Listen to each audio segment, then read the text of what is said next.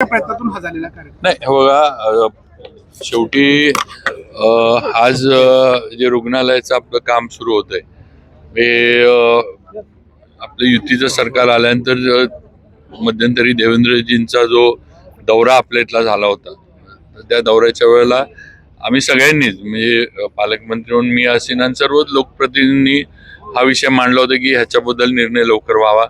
त्याच्या आधी सुद्धा ज्यावेळेला मी पालकमंत्री म्हणून इथं आलो त्यावेळेला आपणच सर्व पत्रकारांनी पण हा विषय माझ्यासमोर केला होता की हे काम होत नाहीये आणि अनेक वर्षाचं मंजूर होऊन सुद्धा काहीच त्याच्यावर पुढे कार्यवाही नाही.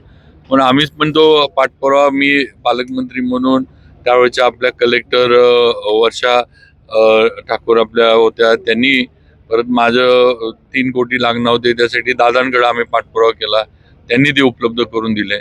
असं हे करून शेवटी आज जे आपलं युती सरकार आहे या शासनाच्या माध्यमातून देवेंद्रजींनी याला आता शेवटी मान्यता दिली.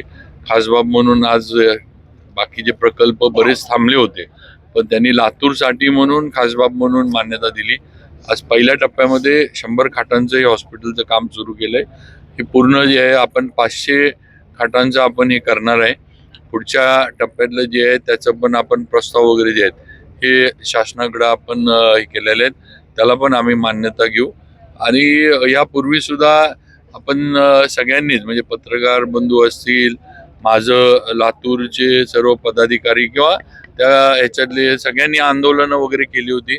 त्यामुळे शेवटी हे सगळ्यांच्या प्रयत्नाचं यश आहे असं म्हणावं लागेल.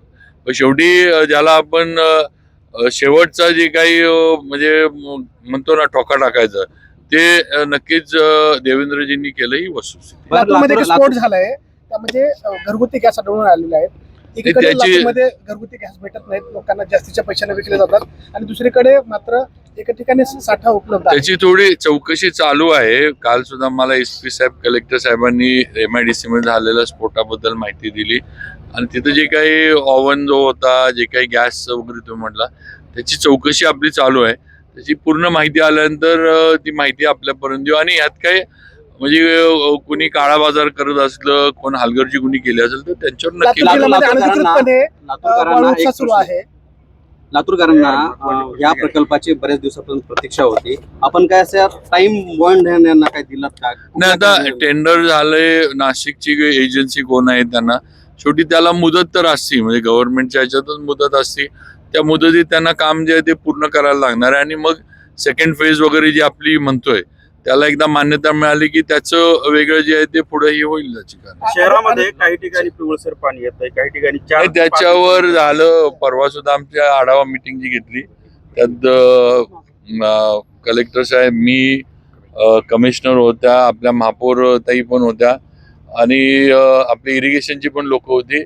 तर सगळ्यात महत्वाचं त्यांचं म्हणणं आहे की आमच्याकडं लॅब नाहीये. तर आम्ही त्या दिवशी कलेक्टर साहेब म्हणले की आपण DPDCच्या माध्यमातून ती लॅब त्यांना उभी करून देऊ. म्हणजे जे काही पाणी, कारण उन्हाळा सुरू झाला की तक्रार जास्त यायला लागते, ती ह्या वेळेला येऊ नये किंवा तो त्रास लोकांना होऊ नये या दृष्टीनं आमचा प्रयत्न आहे.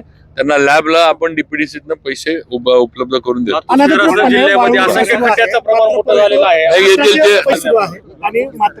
शासनाचे लाखो रुपये आपण कलेक्टर साहेब आहेत, आपण असं बेकायदेशीर वाळू उपसा हा कुठेही होणार नाही.